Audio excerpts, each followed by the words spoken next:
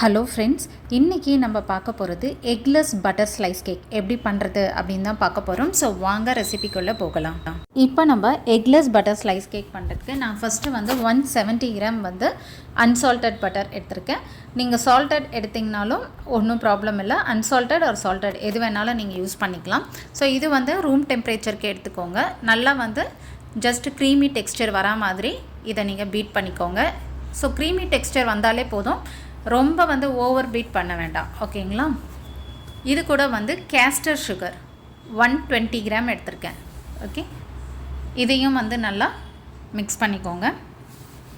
இது எப்படின்னா ரொம்ப சாஃப்டான கேக்கு. ஸோ இந்த எக்லெஸ் பட்டர் கேக் நீங்கள் ஸ்லைஸ் கேக்காக நம்ம யூஸ் பண்ணிக்கலாம். ஸோ க்ரீமிங்க்கு ஐசிங்க்கெலாம் இது பர்ஃபெக்டான கேக் கிடையாது. ஓகேங்களா? ஸோ நான் கேஸ்டர் சுகர் கொஞ்சம் கொஞ்சமாக போட்டேன். ஓகே, இதில் அந்த சுகரில் நல்லா டிசால்வ் ஆகிற வரைக்கும் நல்லா மிக்ஸ் பண்ணுங்கள். ஜஸ்ட்டு வித்தின் அ மினிட் தான் ஆகும். ஓகேவா? ரொம்ப ப்ரிப்ரேஷனும் ரொம்ப ஈஸி, டேஸ்ட்டு ரொம்ப சூப்பராக இருக்கும். ஸ்லைஸ் கேக்காக நம்ம இந்த டீ டைம்லலாம் சாப்பிட்றதுக்கு ரொம்ப டேஸ்டியான ஸ்லைஸ் கேக் இது. ஓகே, இப்போ இது கூட நம்ம ட்ரை இன்க்ரீடியன்ட்ஸை ஆட் பண்ணிக்கலாம். ஸோ ட்ரை இன்க்ரீடியன்ட்ஸில் நான் 210 கிராம் மைதா ஆட் பண்ணிக்கிறேன். 210 கிராம் மைதா நல்லா சீவ் பண்ணி எடுத்துக்கோங்க மைதாவை.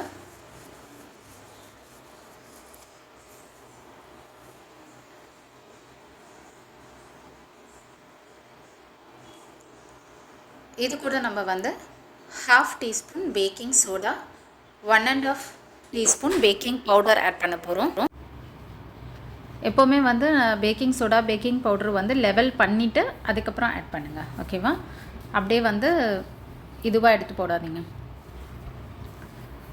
நெக்ஸ்ட்டு பேக்கிங் பவுடர் 1.5 டீஸ்பூன்,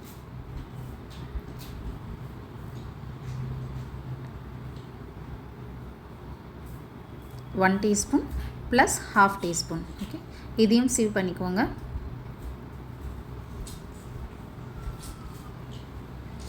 இப்போது சீவ் பண்ணியாச்சு. இது கூட நம்ம 2 டீஸ்பூன் வெண்ணிலா எசன்ஸ்,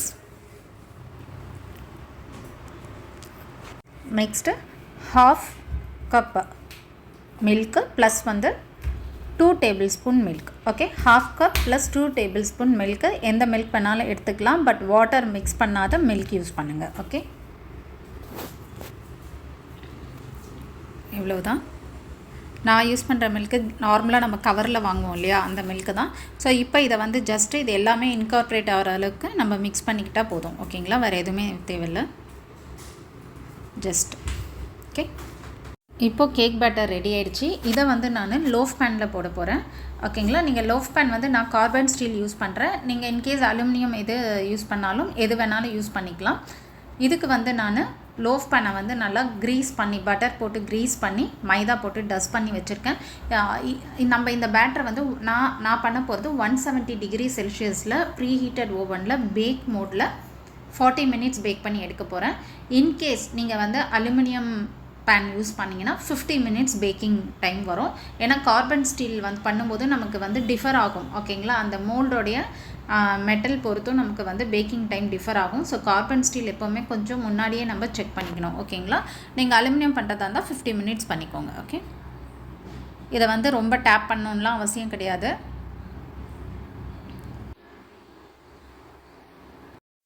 இப்போ நான் இதை பேக் பண்ணி எடுத்துகிட்டு எப்படி வந்திருக்கு அப்படிங்கிறத பார்க்கலாம்.